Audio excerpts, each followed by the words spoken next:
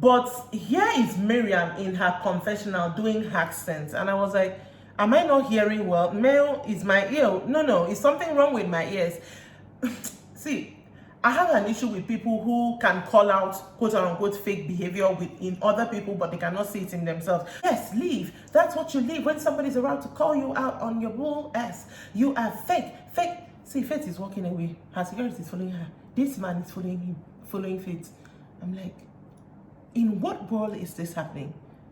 Like, I'm sorry, I don't mean to height shame him, but you know how he's short? He was just following like that. Yeah, and I'm like, I was like, what is happening here? Why are you following, bobbing behind her? She doesn't want to talk to you. She has left. You're calling her fake, until bloody what? Like, up to the point that Faith entered the car and he was doing almost like, wind down, let me continue calling you fake.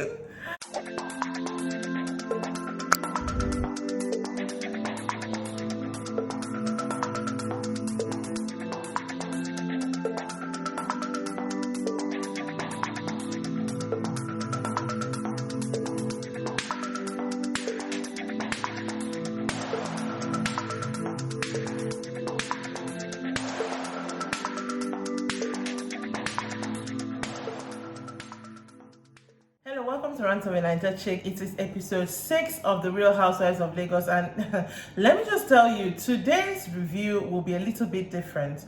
It will be a bit of review, what actually happened in the show, and a little bit of opinions you did not ask for. Because I have about had it with bad behavior, and I am going to say it the way it is, while trying as much as possible to remain respectful. If you've not seen any of my rants video, I call them rants, let's rant, opinions you didn't ask for. Maybe I'll link it somewhere. I'll check out for a playlist if you're on YouTube, so you'll understand where I'm coming from in this review. All right, without wasting any time, let's just get right into it. I have my notes because I'm trying not to go overboard today, so let's just start.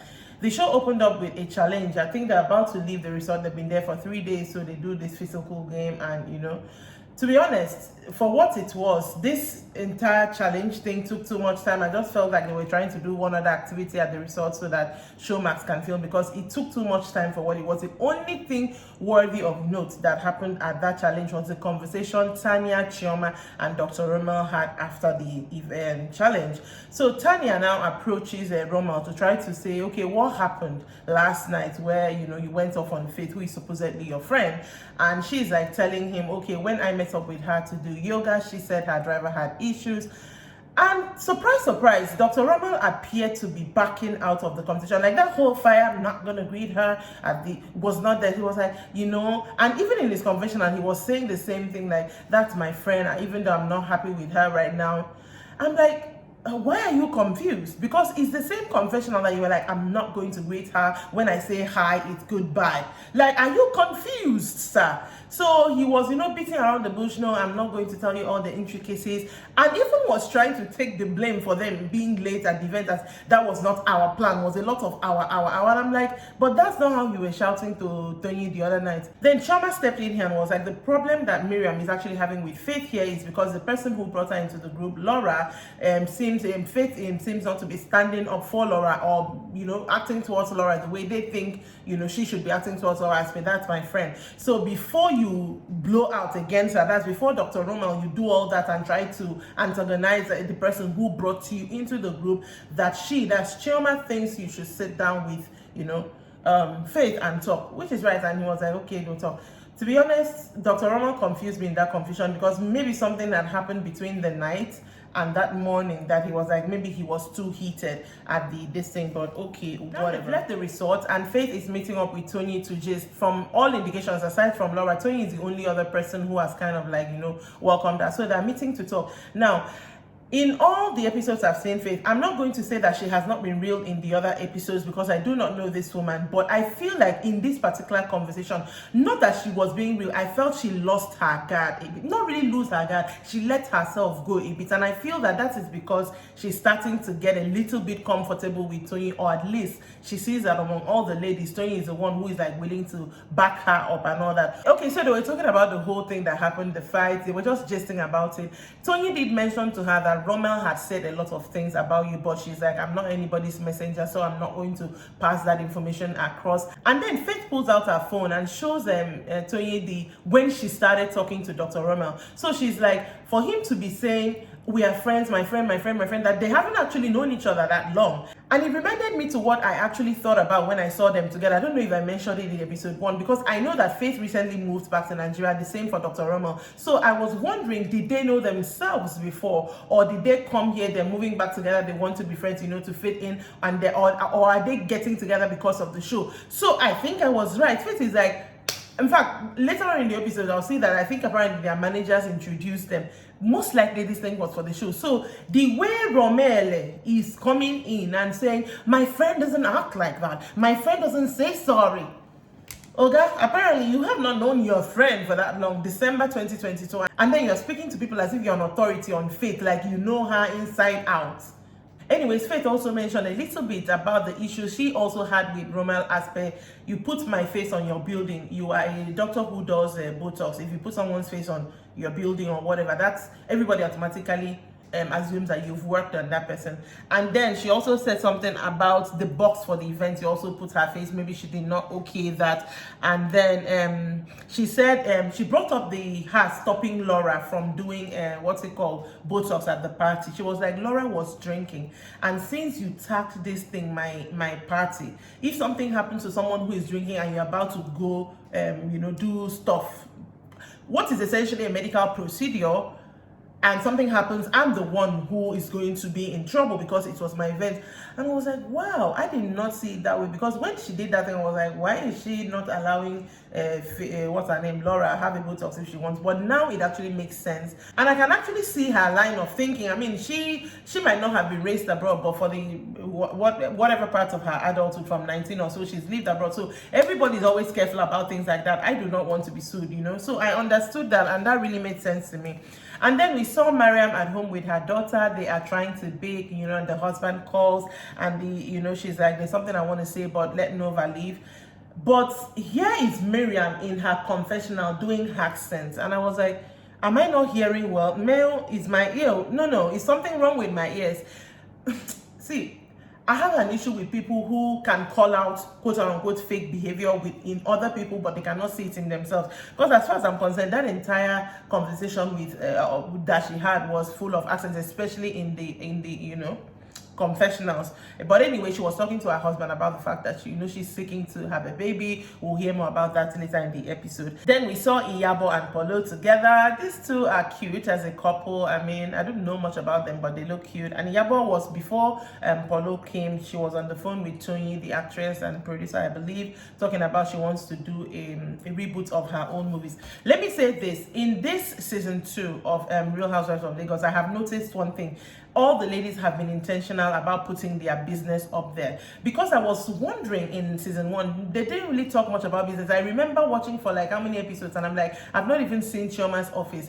I believe the point of these shows is, yes, we're going to have a reality TV show, but you also have to sell your market, aka show us what you do. So this season, they are really doing that, and I really love that. So anyways, Iyabo was talking, and she was like, she wants to focus on, apparently the character she plays, she wants to focus on their daughter and on the daughter of her character, and she would like her real life daughter to, play her. And then she's Polo is mentioning you have to pay her well to play that main character. I was like, this my daughter now. Polo was like, it doesn't mean she's not charity case. Polo, well done for that. Iyabo, pay her if you use her. Priscilla, collect your money. But I get what she was trying to do. But let's pay family members, okay? I know maybe she might have been joking, but still pay your family members. And then she said she wants to do a big movie that can go to cinemas and go straight to like big platforms. I know in her mind she wanted to say Netflix or Amazon Prime, but she now said Showmax. I was like, what in the shameless plug is this? Like, it was so obvious, but I mean, you're on Showmax, so plug that thing, plug it. Then we had Laura having her photo shoot for her lip glosses. Again, the intentionality in showcasing their businesses. Apparently, I think she invited Mariam to, I don't know, Mariam has said she owns a PR agency ever since season 1, but I'm yet to see it. And I'm too lazy to go online to find it out. So crucify me for not doing that, but I'm not going to. Anyway. So Mariam went there in the capacity of she owns a PR agency. And then as she's approaching in her confessional, she says the place is very noisy, that are already creating. I'm like, what is a photo shoot? Is it supposed to be quiet? Is it solemn assembly? But whatever. And then she gets there, and what is she wearing? In her what's it called, confessional, she's, what is Laura wearing? Is this winter? I don't know. Sorry, maybe because I've started not even liking Mariam, so everything she does now is falling flat to me. But why are you critiquing what she's wearing to a photo shoot? It is a photo shoot. It's not happening in real life, if that makes sense. I don't know, someone correct me if I'm wrong, but Miriam, to me this season came with what she thought was drama, but she's just coming off as very condescending, and I really do not like when people do that.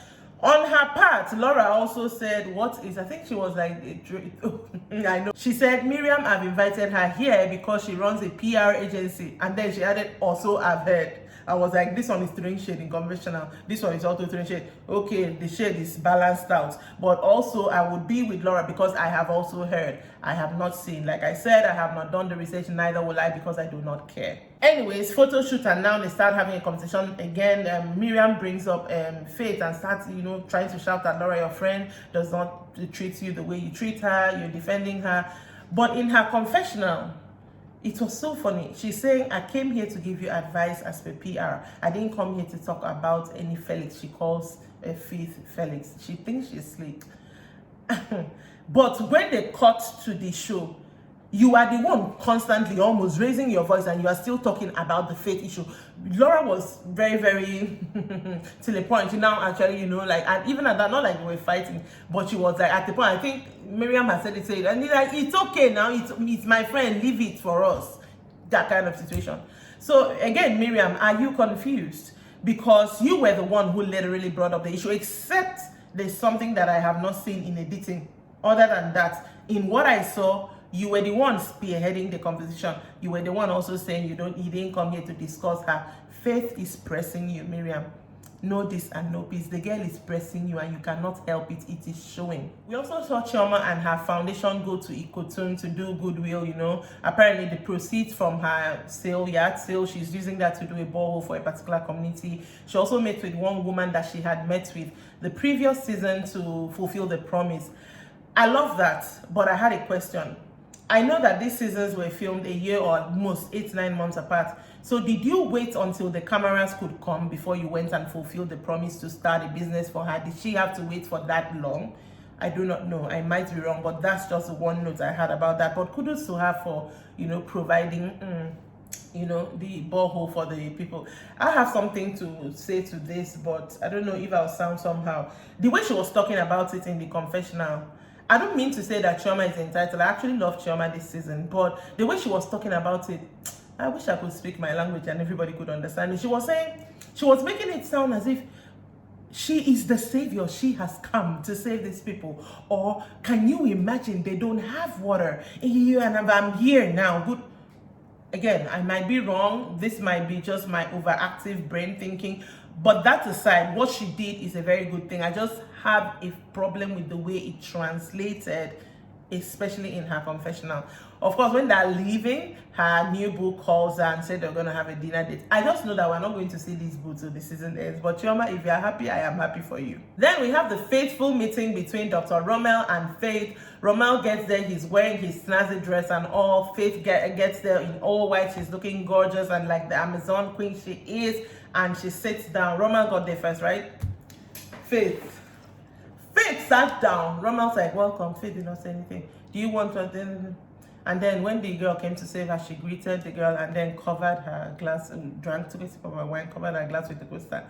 Somebody actually tweeted something to that effect, and Faith replied. I was like, when you are with a hater, you don't use the cover under, you don't use the coaster under, you use it on top.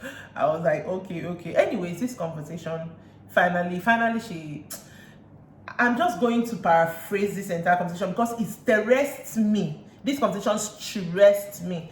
So Rommel is trying to say that Faith was cold towards her when he got to the resort. Faith, on the other hand, is more like, I didn't even have a chance to see you when you got to the resort, and because I have to see you to be cold to you. Rommel is also bringing up the fact that you have not seen or spoken to me after our event. That's also a point of grievance to him. So maybe that's why he's assuming, because you didn't see me for 1 week, that you have a problem with me. Faith was down like, that she wants to talk, but she doesn't want to be interrupted. When she starts, that she has allowed him to talk. When she starts, she doesn't want to be. I was like, okay, go. She's like, first of all, that was your event. You just used my name. And Dr. Rommel is doing as if it's news to him. Oh, I'm like, Jesus, already I'm stressed. Faith is like, Faith also brings up her phone for the same thing she showed to me. This is when we started speaking. Why are you going around saying that you know me, we are friends, I do not act this and that, you know, all that? Why are you making, I think what Faith was trying to do was, why are you making our relationship look like more than it is? Do you understand? Why are you making it seem like we've been buddy for years? And then Faith is like, do you know my son's school? Do you know my mom's name? Like, we are not even friends. We are not, do you know where I lived in LA? Have we ever hung out? And I'm like, but I want the other back to your Faith. Like, if you guys have never hung out, okay, how did the connection happen that first time we saw you, Dr. Rommel, you went to his office? Then she said something about the fact that her manager, who has been her manager for 10 years, introduced them and said you should, I mean, she said that in her confessional as well, and that you should meet with, you know, him. So again, I am more convinced that this whole entire meeting was for the show, which I do not necessarily have a problem with.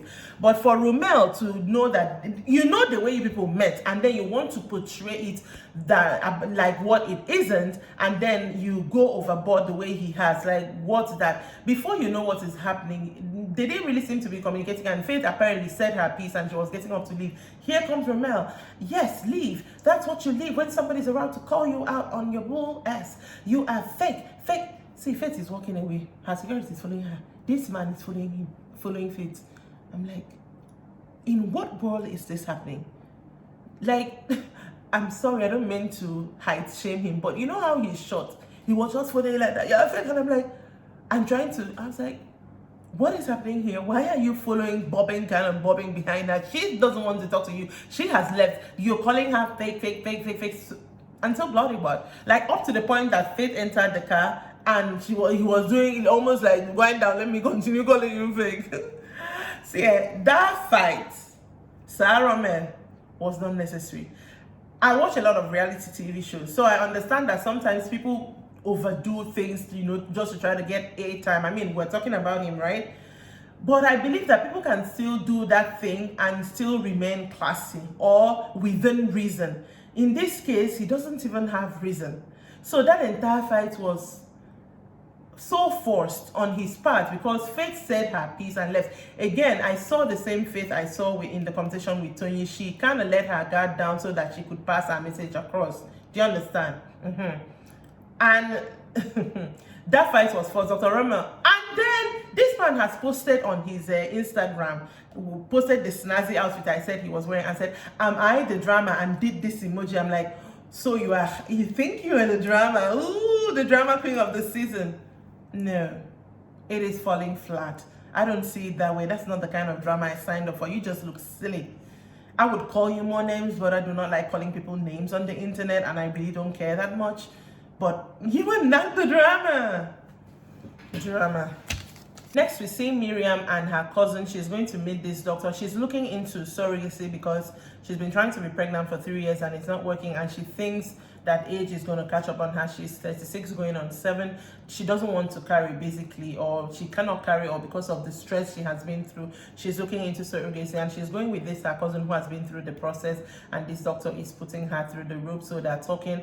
I mean, most of this conversation, I'm sure, was edited out, but it seemed like a very charged, situation. Even in her confessional, it was charged, and I think she's just trying to understand how safe her child would be in a surrogate, womb. So she said things in her confessional like, if I have to pay her double not to have sex for 9 months, I'm going to do that. That she doesn't want her child to have asthma or something, or to come out deformed or have asthma or something. The asthma, the deformed thing I get because some choices that you make while being pregnant, but the asthma thing confused me a little bit. Isn't asthma hereditary? Isn't asthma passed via genes? And isn't the baby going to have yours and your husband's genes? And even if the person the surrogate had asthma, it wouldn't concern embrace you. So I didn't understand that part. The deformed part I got. But anyways, I wish her well in this particular endeavor because I know all these processes, IVF, surrogacy, the whole shebang. It is not a child's play. It is not a walk in the park. It is not at all. So good luck to her on that. Regardless of how I feel about her, I hope that that situation goes out well. Then this is the day of Laura's event. She is opening her store, show the ladies her lip glosses, and other people, I'm guessing. And we have a Chioma who is getting ready in her house, and she's on the phone FaceTime with Iyabo. Iyabo is not around. She's in the US with her album, so they're just talking on the phone, and she's saying she's not going to be there. I think Laura had actually reached out to her and invited her, even though Chioma had to be the one to invite Laura on Iyabo's behalf. So Iyabo just said she's not going to be there. Okay, when you get to the event, just call me, let me look around, stuff like that. Anyways, the event starts, and then we see Tony arrive first. Laura was already there. She's really supportive. She's wearing these big lips on her, her now. She's just really supportive, goes there very live, even though despite the fact that they're not really there yet in their friendship. I really like that. And then Rommel came in and was seated with Tony, and they were talking. Again, still kind of talking about the issue. I don't even know. I'm not even going to waste time on this.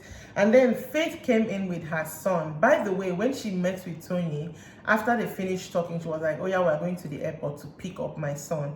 And from what I know, I've seen from her, her son is very important. So I feel that that was a big step on her part to say, okay, Tony, come pick up my son with me. Basically introducing Tony to her son to Tony. But at the same time, I was thinking, I want to know you, but I don't follow anybody in Lagos go airports. But I don't know if, unless it was a weekend and there's no traffic. But that was me just thinking, Anyways, Faith and her son gets the son greets Tony very well. I mean, obviously they might have seen or whatever. Now, I did not see if he extended the same greetings to Rommel, but neither does it matter. But I know that Faith, of course, did not greet Rommel. Rommel was just sitting there looking very, very lost and Bobby. Anyways, then Chioma and Tanya came. They greeted everybody. Chioma looked very, very good. Ooh, Faith also looked very good. She was wearing this. It had a train, but it also had a very high slit. And I was like, damn, that is sexy.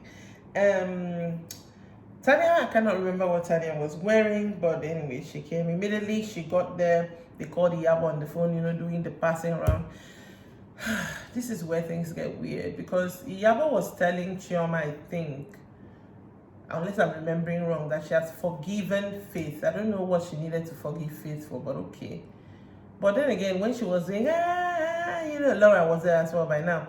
She didn't ask for Faith. Like, pass the phone. Where is Faith? Pass it. Include her. Faith on her own was like, even in her confession, she's like, I'm okay by myself. You include me, you don't include me, what's my issue? But it just seemed wrong to me, honestly. I know she might, according to her, she might not be feeling weird, but I was like, what is this? It's giving catty. Anyways, Chioma said the same thing even in her confessional, that Faith did not show any, to come and say hi. But then again, Iyabo didn't ask for her either, so, And then, oh, it is very funny, Iyabo is on FaceTime call. Here comes Rommel. I've bought lip gloss. It's for Priscilla. I've bought lip gloss. It's for Priscilla. And for you. When did the people start this one? Like, when did this one start?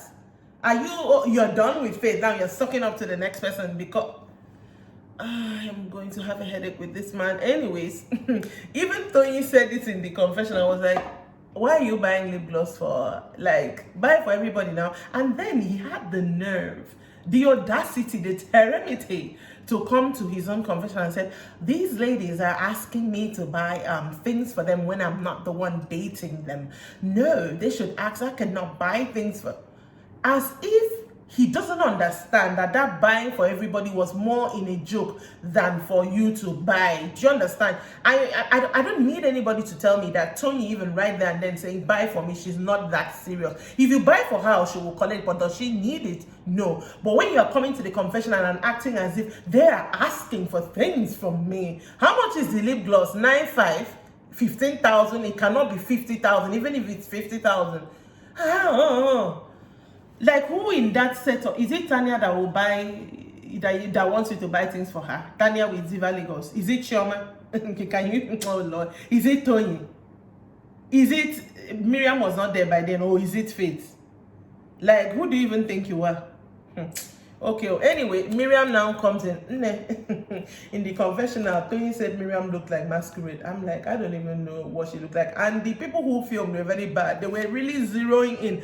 One thing I noticed was her zip was really crooked. Like, what was all that? It was just a fashion misadventure. But okay, you feel like you look good. I'm happy you looked good in that. Anyway, the seat, when she came, the seat was wide open like Faith, because by then Laura, who was sitting next to Faith, had gotten up to see to her guests, and she went all the way to where between Tanya and Chioma, a very tiny space, and they were like, why are you going there? The space, and said, where? Faith on her own was like, I am blank. I did not see anybody. I did not. And I'm like, you're right. We did not see anything either. Like, if Miriam really thinks that her going to war with Faith on behalf of Laura, who also still doesn't have a problem with, Faith, is the game she wants to play this season, well, I am happy for her. Later on in the event, the ladies were vibing, singing, and doing all that thing. And of course, Faith was not participating because she didn't seem to. I didn't really like how that looked, but I hope she doesn't have a problem with it. But she didn't seem to want to participate. I don't know. But anyways, that's the end of the show.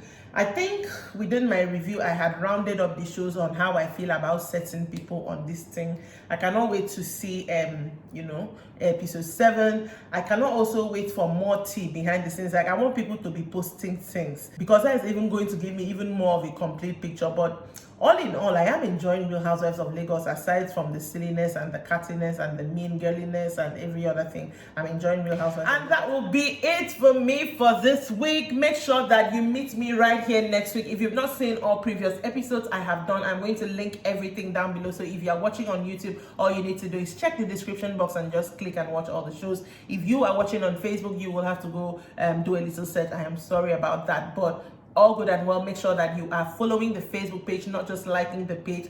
I have a little surprise for my Facebook people next week. Today's Saturday, yes, next week. So make sure you keep your eyes peeled for that. And also for my YouTube people, the surprise is going to reach you. And then make sure that you comment, make sure you like, make sure that you share with your family, friends, your foes, your aliens, all of them. And I will see you next week. Bye.